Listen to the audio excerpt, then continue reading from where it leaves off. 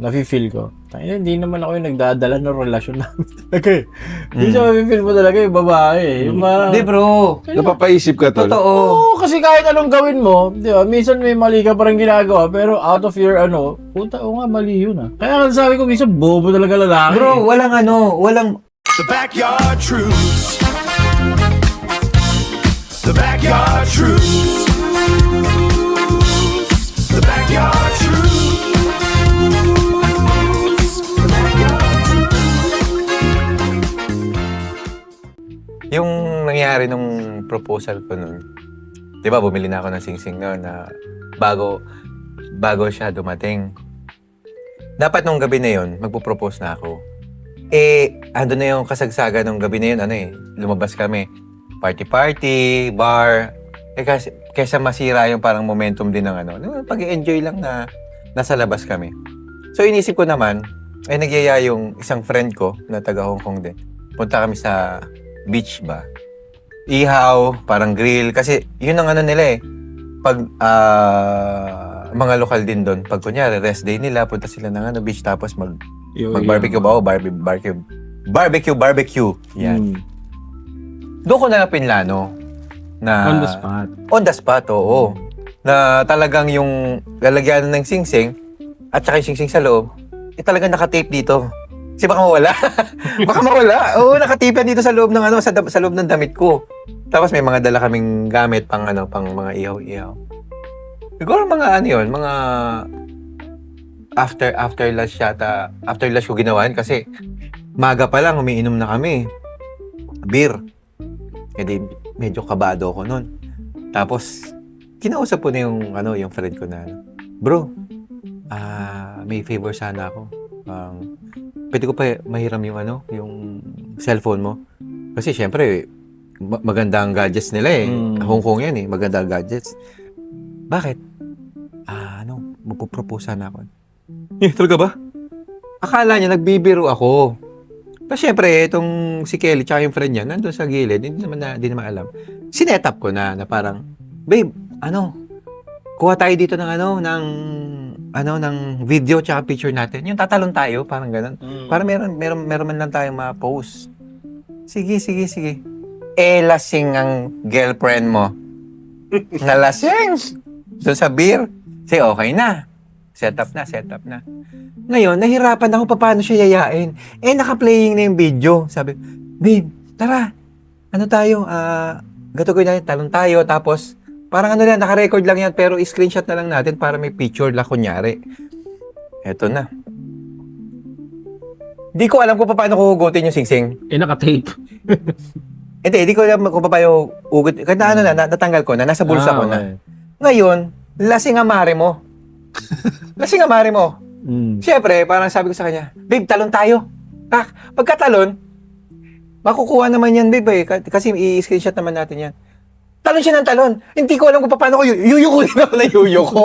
Kasi siyempre, gagano ko. Siya talon lang na siya ng talon. Talon na ng talon. Doon sa video, talagang makikita mo na talon siya ng talon kasi na-tipsy na. Tapos, eto na. Pagka luhod ko talaga. Luhod. Tapos binuksan ko na. Ngayon, hindi ako makapagsalita, bro. Kasi on the spot eh.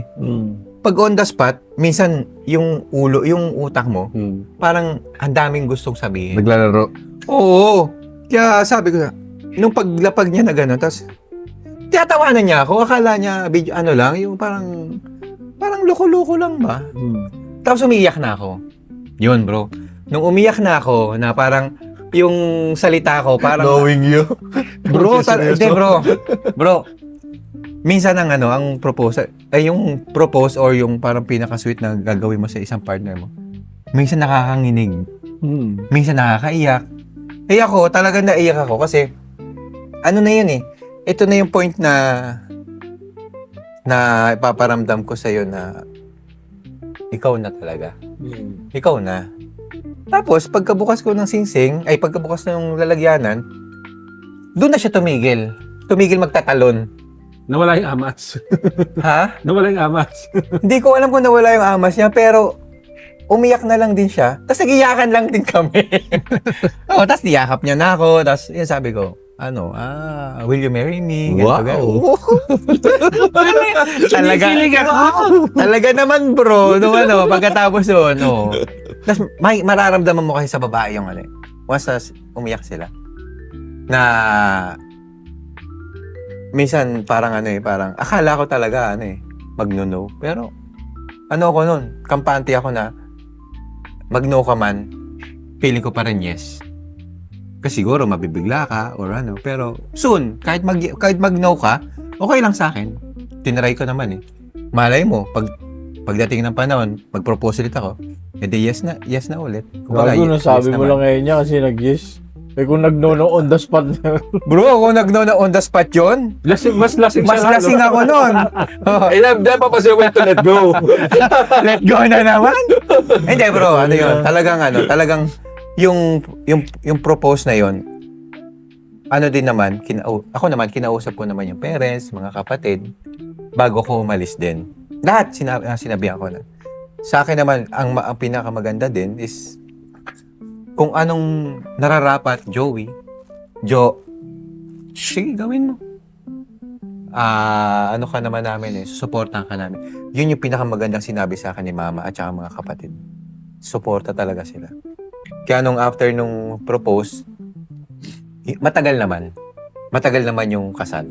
Yung pagitan. Oo. Kumbaga, ano ba tawag dito? Parang long engagement. Parang ganun. Kasi doon na namin pinlalo lahat at kung paano kami magkasama sa mas matagal na parang parang kasal na rin kayo. Kumbaga, wala lang kontrata. Hindi lang kayo dumaan Walang sa papel.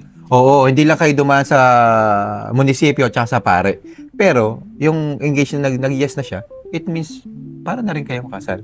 Kumbaga, yun na yung pinaka May pinangahawakan ka na. Oo. Tsaka pinakamasarap na feeling yun. Na mag-yes sa'yo yung babae.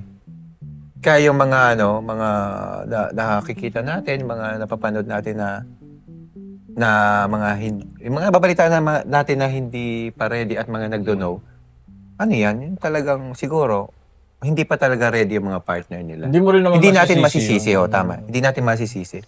Kasi, kahit anong mangyari, once na ang lalaki, pag ready na. Pero once na ang babae naman, pag hindi pa ready, doon papasok yung bakit ka nag-propose kung alam mong hindi ka pa naman binibigyan ng hint ng babae na ready na siya. Ano kasi yun Tsaka bro, sa totoo lang talaga, ang babae, meron silang karapatang mamili. Ganun din naman ang lalaki. Oo, pero siguro 100% o 90% to 100% ang babae. Kasi ang babae, parang sila yung kung saan sila yung magiging okay na parang magkaroon ng pamilyang masaya. Kasi yung kinabukasan din naman doon sila magbabase. Kasi tayo mga lalaki naman yung provider talaga. Sila talaga yung mag-aalaga ng mga anak. Sila bahala sa atin kahit papaano naman siguro mararamdaman natin Alam mo kung bakit? yan. Alam mo kung bakit gano'n? Kasi bobo nga ang mga lalaki. Di ba? kaya nga yung kaya nga dito na naman papasok Hindi, yung ako naniniwala ako, minsan talaga, nafe-feel ko. Hindi naman ako yung nagdadala ng relasyon namin. Okay. Minsan mafe-feel mo talaga yung babae. Yung Di bro. Napapaisip ka, tol. Totoo. Oo, kasi kahit anong gawin mo, di ba, minsan may mali ka parang ginagawa, pero out of your puta, mali yun Kaya sabi ko, minsan bobo talaga lalaki. Bro, minsan walang malas na tao sa yung mapunta ka sa sa taong sasabi mo, malas lang talaga ako sa relasyon. Hindi, walang ganon. Nasa inyo yan para maging malas. Nasa inyo rin para maging okay. Sabi niya, Mike, wala raw malas. Depende yan. Depende. Ako na naman nakita. Depende kasi yan. Kumbaga, syempre, yun nga, yung sinabi ko, yung babae talaga is talagang halos lahat yan. May karapatan sila. Dahil, syempre, kinabukasan din nila. Una-una, propose. Pinayagan ka na ng magulang, mga kapatid, angkan. Ngayon, pag kinasal na kayo yan, alam mo na. Dahil kukunin mo na yan Kukunin mo sa kanila yan. Kukunin mo na sa kanila. Oo. Yun yung pinakamasakit na part. Kukunin mo na sa amin yung anak namin, pero sana, alagaan mo. Kung hindi mo kayang alagaan, balik mo na lang sa amin. Parang ganun. Kasi mas magandang ibalik mo na lang kaysa yung saktan mo pa yung kung ano-anong mga issues nyo na mapunta Mahirapan pa sa lang, mapunta no? pa sa gulpihan. Di, Mas masakit ang sa moral parents lesson yun. talaga niyan is kung hindi talaga kayo ready o huwag kayo magpakasal. Dahil mahabang proseso. Totoo. Sobrang abala lang na Totoo. magpapaanal kayo, kasos Totoo. pa kayo. Gumasos na nga kayo sa kasal nyo, gasos pa kayo sa paghiwalay. Oo. Oo, Tsaka yung laki hiwalayan magpakasal dito, mo, hindi halimbawa, hindi madali. Hindi madali. Kailangan yung annulment yata dito, kailangan may kapansanan ka. Hindi naman, marami Parang naman ding kasi. Or depende Hindi lang may natin pera. yan ma-elaborate kasi siyempre, may mga alam siguro yung mga nanonood sa atin na dahil sa batas. Pero kaya lang, sobrang haba talaga ng Oo, proseso. tsaka matagal. Matagal talaga. Hindi naman din, depende naman din yan, pare. Depende naman din, alam mo yun, na kung gaano katagal aabutin o ano. Depende rin sa laman ng bulsa mo yan. Oo, yun nga, isa pa yun. Kaya nga yung mga bagong kasal na biglang, parang hindi umaabot ng taon or months lang, kasi walay na. Sabi ko, grabe naman yan. Meron bang ganun? Meron, bro. Meron. Meron. Buwan pala nag-iwalay. Bro, may kilala nga ako eh. Artista, di ba? Meron, artista. Derek. Si Derek. Begornia. Derek. Derek Ramsey. Hindi naman yata umabot ng taon yun eh. Kasal ba sila niya, no? Kasal nga ba sila? Ang alam po kasal sila. Hindi ko alam gago. Hindi, wait lang. Hindi ko Issue lang yan, alam. Gawa ka issue, ha? Hindi ko lang alam. Gagi Pero, ka. Kasal may na friend, yan, bro, may Derek. may friend kasi kami. Na? Na- Si Derek? Pagkakasal, siguro mga ilang buwan lang. Hiwalay na. Begornia. Hiwalay, oo. Sabi ko nga. Diyos ko. Kasi hilaw pa. Hindi, tsaka hindi siguro nila Doon na-realize na hindi pa ready. Hilaw pa. Tsaka ang alam ko yung babae yata yung hindi ready. Yung babae yung hindi ready. Parang hindi Eh pa kung yata halimbawa pinag-usapan nila, tapos dalawa silang, alam mo yun, doon sa journey na yun. Oo, yung Mga talaga, mamaya, ayos pa. tatahakin nila. Oo. Pero hindi, parang yung babae talaga yung umayaw. Tapos yung lalaki kasi ready na eh. Okay naman, stable naman yung trabaho. Dahil nakwento mo na yung sa'yo. Nakwento ko na yung sa akin. Nakwento mo na rin sa'yo. Tanong naman natin sa inyo, Yeah. pare. Dalawa kayo, pare. Diba? Anong tingin nyo sa proposal, pare? Kay Mike muna ako, kay Mike. Kasi Mike, ikaw, siyempre, meron ka na rin naman anak. So, anong tingin mo? Anong naano mo na nung yung nanay nung anak mo, siyempre, nung una, medyo okay pa kayo niyan eh. Hindi naman kayo umabot pa doon sa sakit talaga, doon naman. Hindi mo ba naisipan na, siyempre, gusto mo siyang pakasalan o gusto mo mag-propose? Bago nangyari yung hiwalayan nyo, yung, siyempre, naghiwalay kayo, di ba? So, yung ano muna, yung mga first part ba? Na siya na siguro, parang ganun. Pero which is na okay sana na hindi mo, okay na rin na hindi kayo nagpakasal. Kasi kung ganito lang din ang mangyayari, mas mahabang Ay. proseso pa. Nung una, wala. Nung una, paano ba? Wala Wala talaga. talaga. Wala to. Wala talaga.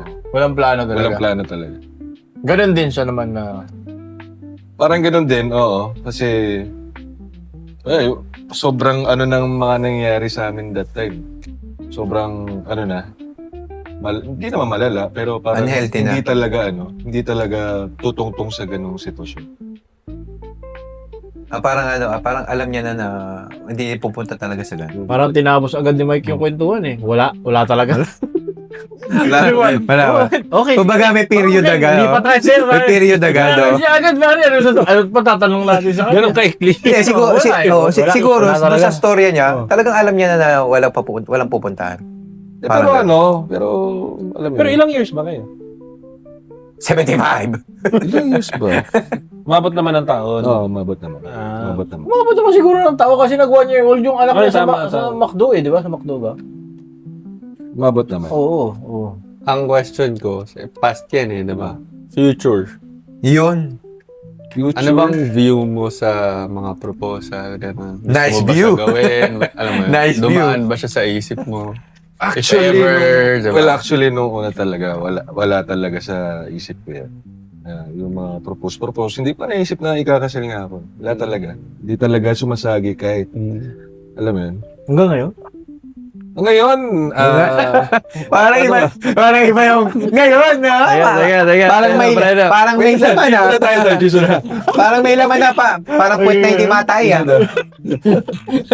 Parang may laman. The Backyard Truths. The Backyard Truths.